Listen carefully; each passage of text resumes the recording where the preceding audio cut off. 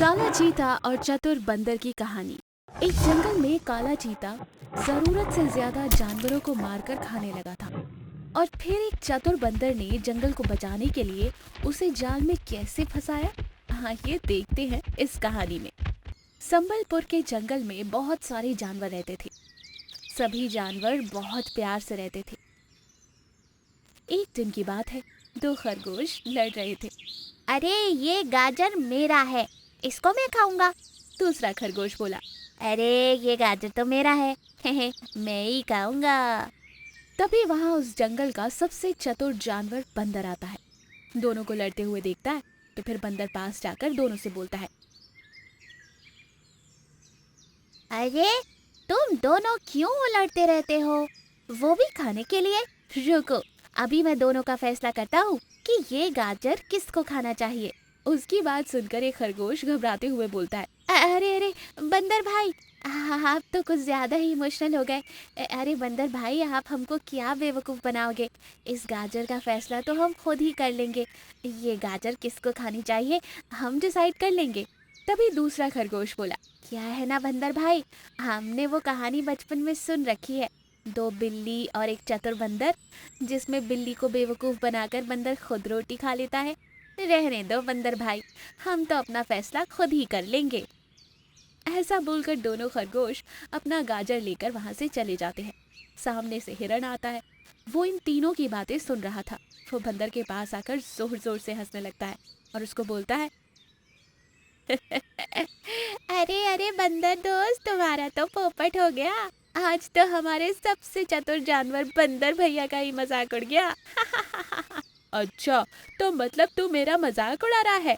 ठीक है, आओ जरा अब तुम मेरे पास मदद मांगने, फिर तुमको मैं बताऊंगा। तुम तो बुरा मान गए, मैं तो मजाक कर रहा था। अरे सुनो भाई। नहीं सुनता मैं, तुम्हारी बात कोई नहीं सुनूंगा, जाओ मेरे पास से।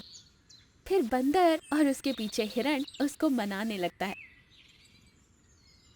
वही कुछ दूरी पर एक काला चीता खड़ा होकर ये सब देख रहा था।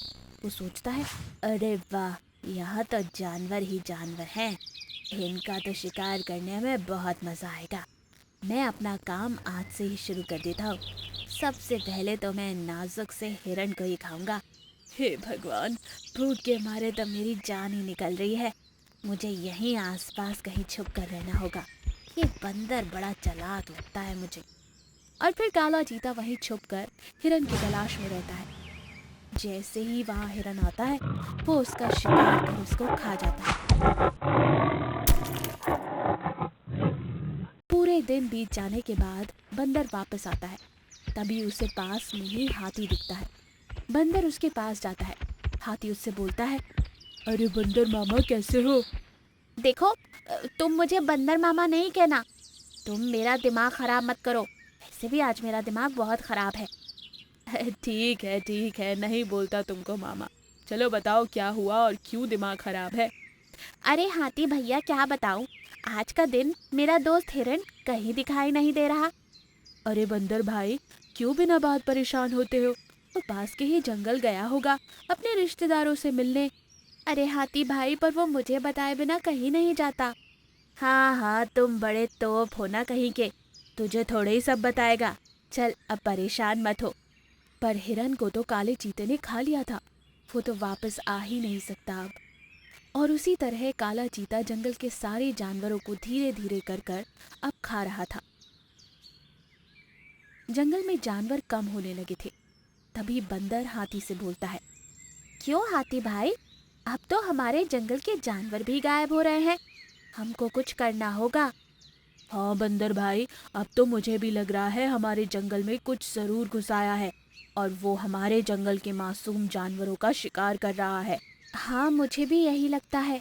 मैं आज से ही ऐसा ट्रैप तैयार करता हूँ कि कोई भी या कितना भी बड़ा जानवर हो, हमारे ट्रैप में फंस ही जाएगा। फिर बंदर ने एक ऐसा ट्रैप तैयार किया कि जो बहुत बड़ा था और एक तरफ उसमें उसने छोटा सा जानवर खरगोश रख दिया, ताकि वो जानवर उस खरगोश की लालच में वहां जरूर आए और उसके ट्रैप में फंस जाए। और फिर जब सुबह होती है तो काला चीता अपने शिकार को निकलता है। और जैसे ही वो जाल में फंसे खरगोश को देखता है, उसे खाने उसके पास आता है। वो बंदर द्वारा बनाए हुए ट्रैप में फंस जाता है। फिर थोड़ी देर बाद सभी जानवर वहां आते हैं और फिर बंदर बोलता है, अरे ये तो काला चीता है, यही हमारे जंगल के जानवरों को खा रहा होगा।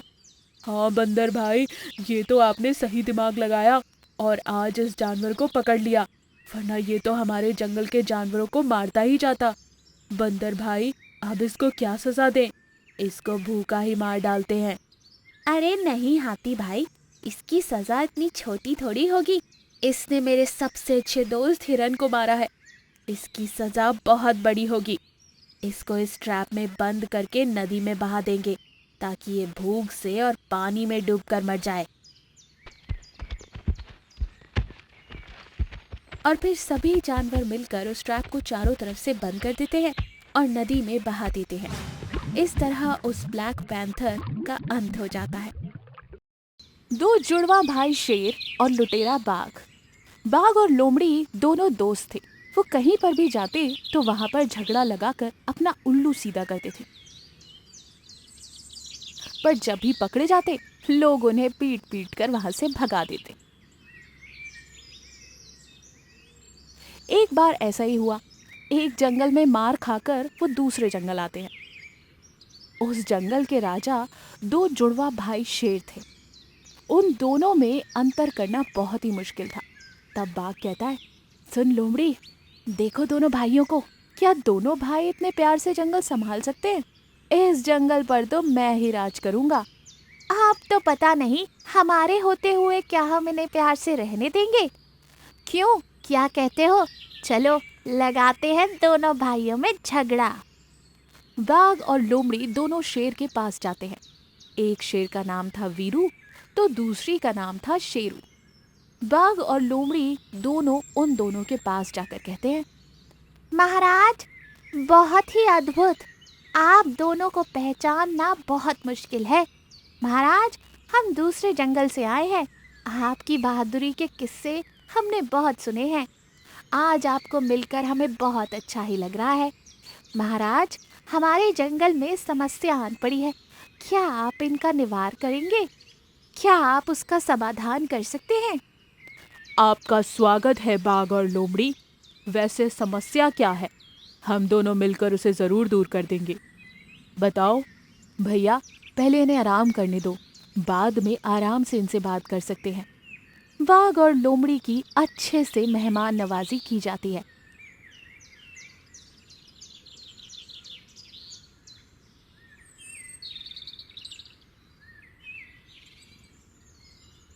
आराम करने के बाद बाघ को शेर अकेला दिखाई देता है। तब दोनों उसके पास जाकर शुरू हो जाते हैं। बाघ कहता है, महाराज, मेरे जंगल में एक लुटेरा बाघ है। वो जंगल पर राज करना चाहता है, पर सारे जानवर उसके खिलाफ हैं। महाराज, आप बताइए मैं क्या करूं इस बाघ का? अरे सब मिलकर उसे जंगल से भगा दो, वो राजा बनने लायक नहीं है।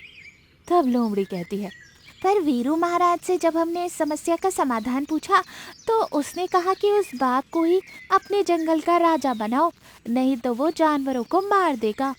क्या कहा? वीरू ऐसी डरपोकों वाली बात कैसे कर सकता है?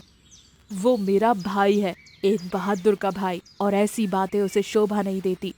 महाराज, आप दोनों एक साथ रहते हो, पर वीरू के मन में आपके प्रति बिल्कुल भी सहानुभूति नहीं है। वो आपके बारे में कुछ अच्छा नहीं सोचता।